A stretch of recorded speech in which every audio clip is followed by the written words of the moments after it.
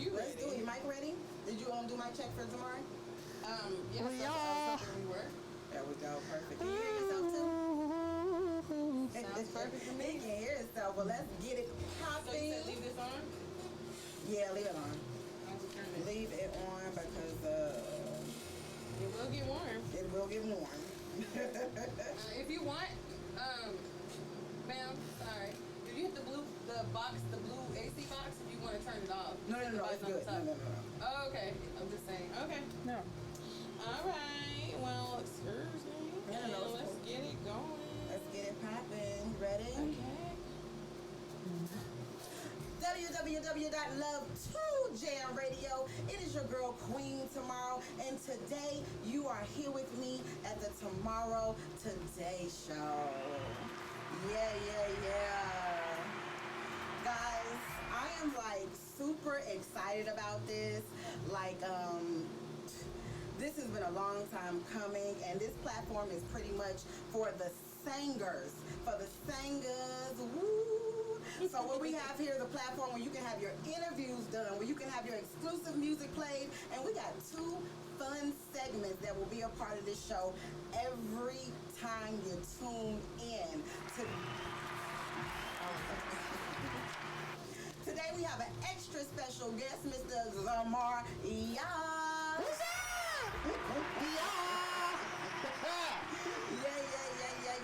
And without further ado, we are just going to get on in this thing, and we're going to start it off with the first segment. First segment is Tomaro Tunes, and let me tell you guys a little bit about Tomaro's Tunes. The way it works here is, before the show, I picked a 30 to 50 second clip of a song that I really enjoy. And in lieu of the most recent verses, I had to pick a song between Babyface and Teddy Riley. So what's going to happen is we're going to play that 30 to 45 second snippet of the original song, and we're going to hear the great and talented Mr. Tomaro go ahead and redo it in his own style. You guys ready? I hope so. Miss Lovey, drop Yes, the beat. darling. Let them feel that. Ew. Let them feel what the song is that's gonna be coming. Y'all check out this little clip, and we're gonna get it started with Tomaro's Tunes. Damn. Let's get this party started. Let's get this party started.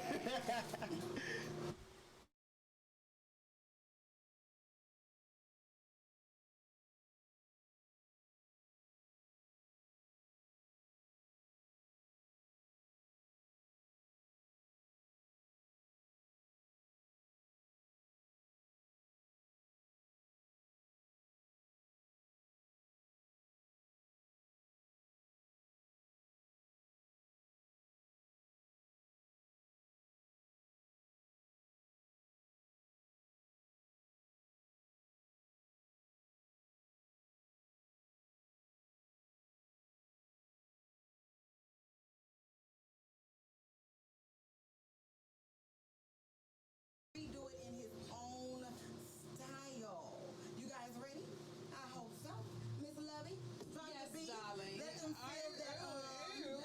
Let them feel what the song is that's gonna be coming. Y'all check out this little clip, and we're gonna get it started with Tomaro's Tunes. Damn. Let's get this party started. Let's get this party started.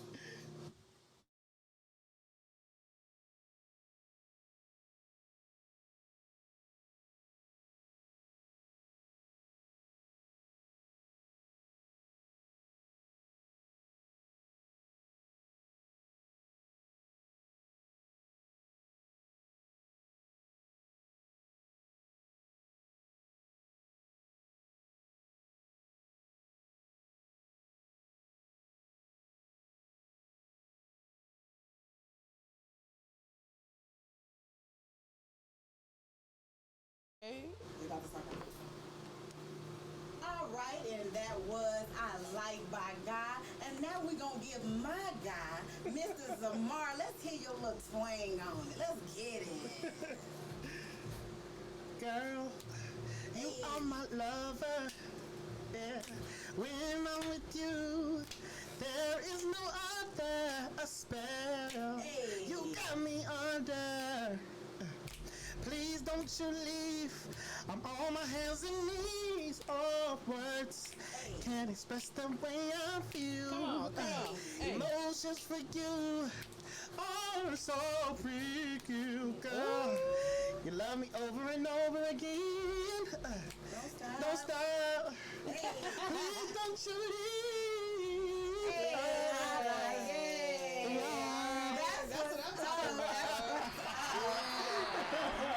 We got them pipes for you. See, I'm glad it was him that came with the fuck. Because if it was somebody that couldn't hold it, this is the first We're gonna shut tomorrow today. Today down. God damn it. I'm glad that it worked out that way. Yes. I love it. And you guys tell me what you thought about it. Hit my DMs on IG, the Tomorrow Today Show. And let me know if y'all feeling that new segment, Tomorrow's Tunes, okay? Yes. But we are going to dive right into this interview with the talented Zamar. Yeah. So where are you from, Zamar?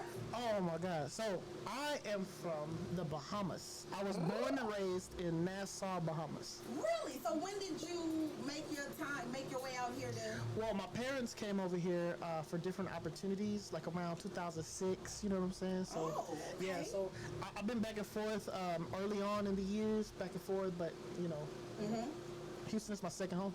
So what started the music for you? What got you to singing? Were you singing before you made it to Houston? You know, no. It was, you know, it was something that was deep inside me that just sort of sprouted once I got out here. Once you got out here, so it was like, yeah. Oh, what's that? Irish. Yeah. Is that me? Is that me? Yeah. Oh, did I get something? No, but you know, like it's crazy. It's crazy. You know, the thing is, it all started when I knew I had to market myself. Right. You know what I'm saying? Because my name Zamar Yah is an acronym. You know, first of all, Yah is spelled Y-A-U-W, and it means you are ultimately worthy. Wow. And I'm talking about like you're ultimately worthy of love, happiness, success, everything else in between. Right. So it's all a positive vibe. It's all a positive thing that I'm pushing for everybody to live by. Right. What about the Zamar part? Now Zamar, believe it or not, Zamar is it means to make music in Hebrew. And it's crazy because, you know, the thoughts of the name when it first came about, I didn't know what it meant. Okay. And when we looked it up, where did... so it's like, okay, definitely like early on when I first started music, I came up with the name and I was like, you know what? It was a producer that I once was working with, and he was like, you know what, Zamar sounds catchy. It's different, you know. It's kind of like Lamar, but just with a Z. It's a Z name. I mean, how many Z names? I don't know too many Z's. You know what I'm saying? So we just rocked with it. It was like Zamar, and finally one day, you know what I'm saying? We looked it up. And it was just like Hebrew to make music, and I said, "Nah, this is nothing but God. Nothing but God. Nothing but God, yo. Nothing but God." So how old were you when you were like, you know what, singing is it for me? Man, I'd have to say like, I had to been must see about 10 or 12. Okay. You know, because my father is actually a musician. No, I did not. Yes. He sings. He plays. No, he sings. He plays piano. He's been a musician my whole life. Oh, he's never had. Show, huh? Yes, he's never had a 9 to 5 as long as I've been living. Okay. It's always been, you know, music. So you got that music background. It's in me. In you. It was always in me, and I got him to thank for real. That's what's up, Popo. All right, so you decided to sing, and did you immediately go out there? Did you start doing talent shows at school? Like, actually, no. It first started with me at home, just sort of kind of like singing different things, and I didn't really think I could sing, or I didn't know the talent that I had, you know. It was just something that kind of grew on me. Once I started listening to, you know, definitely like Michael Jackson, I started going deeper into, you know, the Isley Brothers, and you start going there, you know. I was like, man, I really love music. So then I was like, well, how hard can it be? Let me try to do something. So I started singing a little bit, and I was very nervous about it. And, you know, after a while, once I got into church, I started to sing there in the choir. And people were like, yo, you really got a voice. Like, you should use this, you know? And I was like, wait a minute. I got a little story I want to tell. And this is the story on how I first met Zamar. Do you remember? Oh, God. Do you remember? It was at the Love to Jam mixer. Yes. Oh my gosh, man. That was so live. That night was so live. We have to have. I keep telling Lovey, we need another damn mixer, but that's neither here nor there. Coronavirus. You know what? Coronavirus. You don't like you. But no, like it was a live night that night. It was a lot of talent in the building. For real. It was. So I can remember first walking into this area we were in, and you and your manager Londa was in this corner, and I saw y'all looking at me. But I ain't thinking nothing of it. It's a packed house, right? Yeah.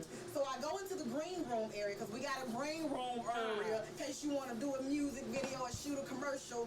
They got the works. Hit it up. The works. So we were in that area, and that's where everyone was performing at. And I was sitting with a guy friend that I had brought in, and I happened to sit next to Yolanda. And some time went by, she ended up tapping me. She said, "Excuse me, are you a model or something? You do something?" And I'm like, "No, I just, do a little show on Fridays, nothing big." She was like, "Well, what you think about being in a music video?" And I said, "Oh, well, I ain't never did it before, but hell, why not, Yeah. And she ended up introducing me to you, and, the vibes were already there. So I was like, yeah, why not? I'll do it. So here's the kicker, right? So the guy that I had brought and I was with, I was telling him, hey, I just met them and they invited me to be in the video. And he was like, great. Have you heard him sing before? And I was like, wait. I didn't. What if he can't sing, Lord? Lord Jesus, what I didn't get myself into, Lord. Now, I didn't know you were performing that night. So it happens to be that I say about 10 minutes later from me saying yes, the guy asking me, do you know if he can sing? And me being all in the confused era, Tomaro goes on stage, baby. Now, it was some people standing up, and it was some people standing down. But when Tomaro got to singing, everybody was up. Baby, I came from the back of the room to the front of the room. You damn right I'm going to be in that video. You damn right I'm going to be in that video. Oh, my God. Yeah, I remember. Saying I'm going to be in that video. So, yes. So, how did, and speaking of that, you have a sound. You have a very distinctive sound. Have you always had that sound? Did you have to figure that sound out? It's crazy. It's funny that you asked because I didn't always have my sound. As far as my sound, I feel like every artist goes through this one thing where it's called finding yourself. Okay. And within my sound, it actually started with me having a nasal problem. I had asthma. I was a kid, couldn't breathe. You know what I'm saying? People thought I was just 600 pounds. Or, just donuts was my favorite thing or something. But no, I'll be like, hey, what's up, everybody? No, but honestly, I had a nasal problem, and the thing was, when I got into the studio the very first time, the producer, shout outs to Circle Music Group, Sean. He told me, he said, you know what, bro? You can really sing. Your nasal thing is annoying. It gets in the way, but we can use that as to your advantage. Okay. And so I said, okay, cool. So he said, learn to sing without the nasal problem. So he made me hold my nose, and I had to sing by holding my nose. And if I could sing as straight as possible with holding my nose, when I let my nose go, some sound can form. So I was kind of confused. I was like, man, what's this going to help me? How's this going to help me? You know what I'm saying? But, it's also like it's also a training tactic with singing. Because if you hold your nose, you sound like this, right? You're all this. But if you could sing and you could talk like this, clear as day, clear as possible, when you open your nose, it becomes like a more softer tone. It's like, it melts. You know what I'm saying? So after I started doing that, I started adding that into, implementing that into my my voice and my songs. And from there on, I just started creating this thing I felt that was different about me. And I took a weakness of mine and made it into a strength. Look at that. You took 600 pounds and brought out Samaya. I love it. For real. So talk to me about that first performance, and I'm about to be in front of a big crowd. Like, did you get nervous? Oh my gosh, the craziest thing, that first performance I had was actually at a theater here in Houston. I cannot remember the theater for some reason. Arena, maybe? Arena theater? No, it wasn't arena. It wasn't huge. Okay. But it had about 100 people. And for somebody's first time, that's a lot. You know what I'm saying? But the thing was, when I got on stage, I was so nervous. I was shaking. I was just like, oh my God, this is crazy. I'm about to happen. The lights were in my face. Oh, man. And then I opened my mouth. Like I remember before I opened my mouth, I told myself, I said, you know what? I believe in myself. I believe I can sing. If I believe I can sing, show them. So the moment I opened my mouth, it's like my adrenaline took over, and it's like this whole new person came out of me, and I was just like I just love the crowd response. It was crazy. And from that day forward, I just loved performing. Performing is like my favorite thing. So did nervousness kick out after that first one, or do you still experience sometimes when you're performing now? Now it's more like it's another one of those things where I feel like you take a weakness and make it your strength. Like I basically took my nervousness and I realized once my nervousness kicked in, my adrenaline kicked in. So I realized, okay, let me control that and turn that into something that I can use to hype up myself, give myself more energy. Right. And before you know it, it's like I've been having fun ever since. That's what's up. I've been having fun hanging out with you on the side. Yeah. Who are some of your musical influences? Okay, so some of my musical influences. All right, it's crazy.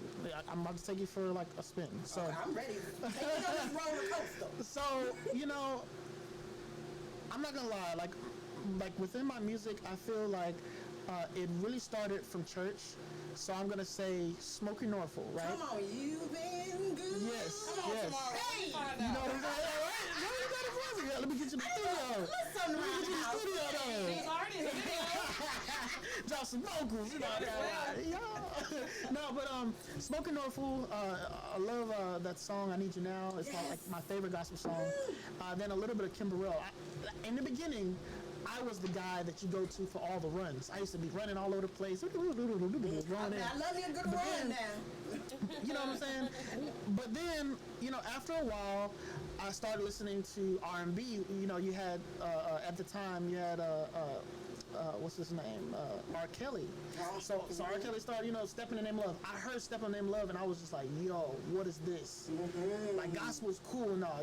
Thank God. Oh, Jesus, one, amen. But once I heard R&B, I was like, yo. Wait a minute now. I got it, like the bass, you know what I'm saying? So I was like, okay, let me try some stuff, So I started singing that.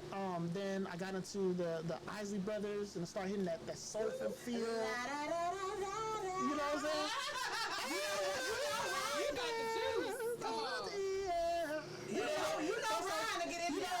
And I was like, oh, this music feel real good. So by that time, I was just shook. I was just like, I gotta learn all this stuff. So, got into that, Aaron Neville, as far as being different. Then I met T-Pain.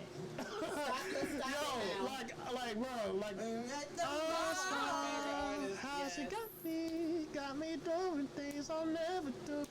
At that time it's like, I just want to hear a little bit more. Can I get the rest of the chorus? Right. Oh man, don't put me on blast. I heard that song a long time. No, put me on the remix. No, but honestly, once I got to listening to T-Pain, I was like, yo, this dude is different. He's not afraid of being different. And you see where it got him. Like, that dude, he started a whole new era, like, auto-tune. But the thing is, but he can sing. He can actually sing. You know what I'm saying? He can actually rap. He can, you know what I'm saying? He's a writer by trade, so he's awesome. So, you know what I'm saying? So it's like, you know what I'm saying? So it's like, it's really dope that, people like him, then start going into The Dream and people of that nature. Yes, The Dream. So once I found that dreamy liquidiness of music, I realized like that's my field. So I was like, let me implement that in my my sound as well. So going from there, it's like then you go into the Caribbean aspects of it, because hey, I'm an island boy. So so you got that song, turn me on, let me drive you, pour you on around me. You know what I'm saying? She's ready to turn me on by Kevin Little. Like I heard that song and I was like, yo, like Kevin, like I'm feeling you, bro. I'm feeling you. So going from there, and then I got Michael Jackson. You know what I'm saying? And You better beat it now. you know what I'm saying? Like, so when we start going into that, and then of course, your James Yeah, I Brown. said it. That's where you All right at. now. All the Michael Jackson. now. First one that came to my head. Okay. Goddamn it. I just don't want to past that. I'm sorry. I'll continue. You're nasty. Somebody's feeling Look at that.